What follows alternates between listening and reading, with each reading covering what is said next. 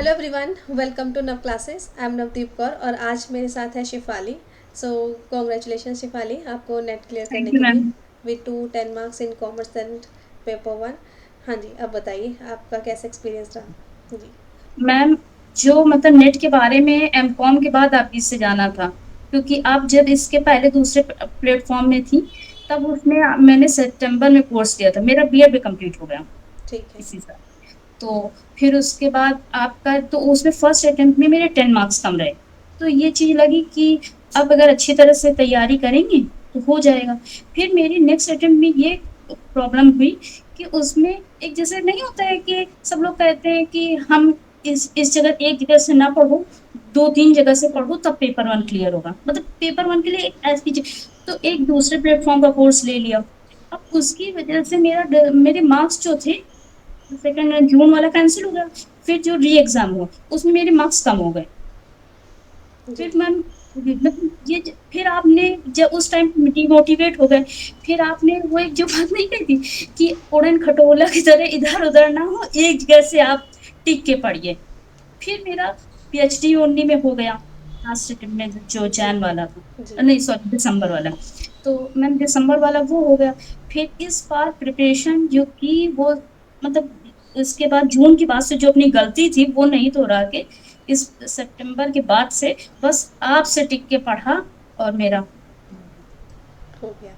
ठीक है, चलो, very good, congratulations. So thank you. ये चीज़ जो भी बोलते हैं ना, ये गलत बोलते हैं बेसिकली।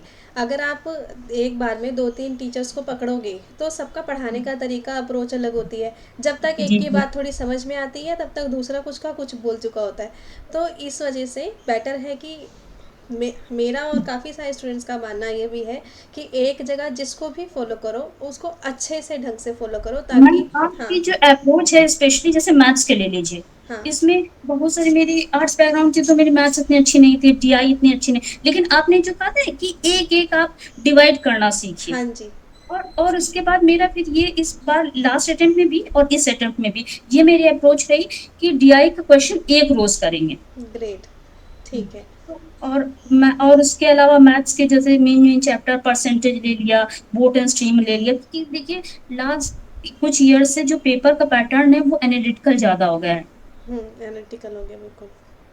तो ठीक है। वो चीजें वजह से, और आपका पीवाईक्यू जो 10 PM क्लास होती थी वो अटेंड करते थे, और आपके कॉम्बो बैच में थे।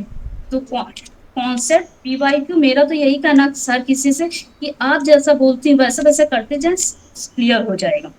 जी। नाइस। सो अब वो 10 PM वाली क्लास का टाइम हमने 9 PM कर दिया, जस्ट बच्चों के लिए बताने के लिए जी। एंड वो क्लास बहुत ही इंपॉर्टेंट है क्योंकि उसमें हम रोज़ एमसीक्यूज़ करते हैं और डेली इतने सारे एमसीक्यूज़ कवर करने की वजह से पेपर तक आपके 10,000 से भी ज़्यादा एमसीक्यूज़ हो जाते हैं अगर आप मेरे साथ रोज़ आए उस क्लास में एटलीस्ट। और वो क्लास फ्री भी है और पेड वाले बच्चों को उसकी रिकॉर्डेड भी मिल जाती है। फ्री वाले बच्चे उसको एटलीस्ट मैम, लाइव मैं देख सकते हैं। ऑनेस्टली बोलूं तो इस बार मैंने सिर्फ 10 PM क्लास की आपकी पेपर वन की, कॉन्सेप्ट के लिए देखा। हाँ। कॉन्सेप्ट के लिए पेपर टू का क्लासेस पूरी देखी, लेकिन इसमें जो है 10 PM क्लास से ही मेरा पेपर वन क्लियर हो। इसका इम्पोर्टेंट रोल रहा, आप ये बताना चाह रहे हो जी। जी। जी। ठीक है। सो शिफाली, वैसे आप कितनी देर पढ़ाई करते थे? मैम ऐसे फिक्स आवर्स तो नहीं थे, लेकिन ये था कि इतना यूनिट डिवाइड कर लेते थे कि इतने दिन में इतने यूनिट्स करना है। जैसे लास्ट 1 मंथ में मैंने थ्री थ्री डेज का स्लॉट बना लिया हाँ। था कि डेज में पेपर वन, और मतलब पेपर वन और पेपर टू दोनों जी। जी। वो चीज करना। और उसके बाद उसके थ्री थ्री तो 30 डेज में हो गया। हाँ। 20 यूनिट कंप्लीट हो गए पेपर वन। लेकिन ये है कि दोनों को बैलेंस करना चाहिए तभी हो सकता है, जी। क्योंकि हम लोगों का ये है कि एक अगर कोई यूनिट छोड़ देंगे तो फिर चांसेस कम हो जाते हैं। जैसे इनकम टैक्स है, इनकम टैक्स के जो लास्ट के वो होते हैं क्वेश्चंस वो ज्यादा आते हैं और वो रट्टे स्टार्टिंग मारने वाले हैं पर उसको करना भी पड़ेगा। जी। करना पड़ेगा, लेकिन वो लोगों को डिफिकल्ट हो लगते हैं। Yes yes. ठीक है। चलो। सो शिफाली, आपके पेरेंट्स वगैरह कैसा आपका माहौल है? हाँ, तो घर में मतलब वैसे मेरा पापा का सबसे ज्यादा खुश हुए, क्योंकि पापा ने मोटिवेट करते रहे स्टडीज के लिए। और भी देखिए जैसे मेरे घर का माहौल है तो ज्यादातर ये है कि प्राइवेट सेक्टर में अब तक होते तो बेटर होता, जैसे रिलेटिव्स का भी ये अच्छा। चीज होती थी। तो अब तक वो नहीं हुआ, लेकिन अब ये है कि पापा मोटिवेट करते रहे। हाँ, इसमें मेरा दादी का बहुत बड़ा रोल रहा। मेरी दादी तो अब है नहीं, एक्सपायर हो गई हैं, बट उन्होंने एक वो उनका ये नहीं था कि जैसे लड़कियाँ हैं, तो सिर्फ़ इस और चीज़ों पर स्टडीज़ में उनका ये रहा कि मोटिवेट करती रहीं, मार्क्स कम आए, ज़्यादा आए, कि अपने ऊपर विश्वास रखो और आगे बढ़ो। जी, ठीक है। सो वही चीज़ है जैसे कि हम भी बोलते हैं, dream, believe, act and achieve, सपने यस देखो, मैम। विश्वास करो, भरोसा करो और एक्ट करो, काम तो करना ही पड़ेगा, मेहनत करनी पड़ेगी और जिस टाइम अच्छे से मेहनत करोगे, आप अपना एक बार हो नेट जाएगा। एग्ज़ाम निकाल सकते हो, ठीक है? और बेड़ा पार हो जाएगा। ठीक है।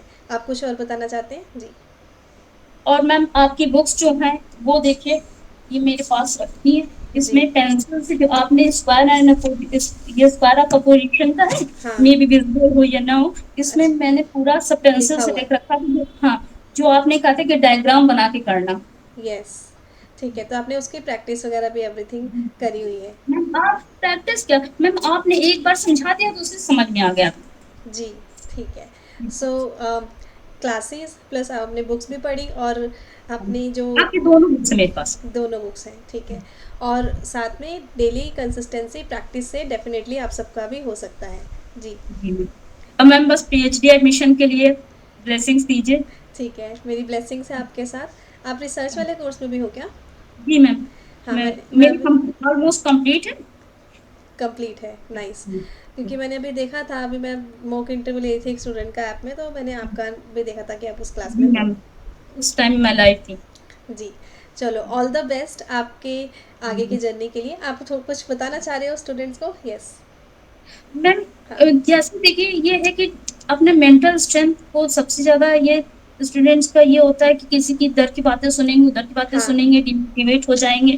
और दूसरी चीज़ ये लगती है कि एक जगह से पढ़ के हो नहीं सकता है। एक ये मिसकॉन्सेप्शन बहुत है। जो आपने वीडियो बनाई थी, stop fooling UGC net aspirants, हाँ। वो तो उसमें एकदम फैक्चुअल बात है कि ये पैनिक हो रहा है कि यूजीसी बंद हो रहा है, ये हो रहा है, पेपर नेगेटिव मार्किंग हो जाएगी। जब हो जाएगी तब देखा जाएगा। यस। तो अभी अभी तो आप अपनी स्टडीज़ पर ध्यान दीजिए, लेकिन वो चीज़ें हो जाती हैं कि मेरी फ्रेंड्स का ऐसे कॉल आने लगे कि अब तो तुमने आरा तो नेट हो गया, अब नेट होगा नहीं। जी, ठीक तो है। ये जो ये हाँ, सब चीज़ें लोगों में बहुत ज़्यादा है। और ये है कि किसी से डिमोटिवेट ना होइए, कंसिस्टेंसी रखिए, एक दिन सफलता ज़रूर मिलती सफलता है। ज़रूर मिलेगी, ठीक है। सो ये चीज़ मैंने अभी शिफाली से सीखी और उन्होंने जैसे बताया कि हम लोग जब एक पाथ पे चल रहे होते हैं ना, तो आपको अपने ऊपर विश्वास रखना चाहिए। बीच में लोग भटकाने वाले बहुत होते हैं कि वो खुद तो भटके हुए होते ही हैं, ठीक है? हुँ। और हमारा रास्ता बदल देते हैं और फिर हमारे भी नुकसान हो जाता है। You should not change your things. आप जो कर रहे हो एटलीस्ट खुद के ऊपर तो भरोसा करो ना कि मैं कर सकता हूँ या मैं सही कर रहा हूँ। ऐसा ना सिर्फ दूसरों की बातों में नहीं होता है, ऐसा एग्ज़ाम में भी होता है। एग्ज़ाम में हम कोई क्वेश्चन सॉल्व कर रहे हैं, हमारे ही ब्रेन में आ गया कि नहीं भाई ये क्वेश्चन में कुछ और होगा और हम आंसर गलत टिक मार के आ जाते हैं, सही किया हुआ को भी गलत चेंज करके आ जाते हैं। पैनिक भी बहुत होता है और ये चीज़ एग्ज़ाम के टाइम भी बहुत होती है कि अगली बार क्या होगा, इस बार नहीं हुआ तो क्या होगा? ये सब चीज़ें, इससे बहुत ज़्यादा डिस्ट्रैक्शन होता है। मेरा तो यही कहना है कि अगर आप कॉमर्स की प्रिपरेशन कर रहे हैं या पेपर 1 की भी हो किसी की, हाँ। तो भी आपसे जो है ये है कि आपका बेस्ट प्लेटफ़ॉर्म है, आपसे पढ़ें। और उसके बाद इधर-उधर भटकने की जगह, क्योंकि वो कोई भी रीज़न्स हो सकते हैं, टीचर्स को वीडियोज़ बनाते हैं, मेबी उनके कोई भी रीज़न्स हों, लेकिन आप जो है बस जो भी इन्फॉर्मेशन देती हैं सही होती है, ऑथेंटिक होती है। आप ऐसे फालतू वीडियोज़ नहीं बनाती, ये हो गया, वो हो गया और व्यूज़ के लिए बस। जी, जी। क्योंकि मुझे अपने बच्चों का दिमाग ख़राब नहीं करना है। मुझे चाहिए ये यार टिक के पढ़ाई करें, ये लोग भटके ना और अपना कंसंट्रेशन करें। और उस हिसाब से बात की हम क्लास में मोटिवेशन वगैरह तो डेफ़िनेटली देते ही रहते हैं और उनसे ऑलरेडी अपने आप ही चार्ज अप हो जाते हैं। जी। सो आपसे सब कुछ अंडरस्टैंड करके सुन के बहुत बहुत अच्छा लगा Shifali. And keep thank you. Growing and हमेशा आगे बढ़ते रहो अपनी लाइफ में। All the best for your PhD admission also. Thank you. So dream believe act and achieve. Thank you. Thank you. Thank you ma'am.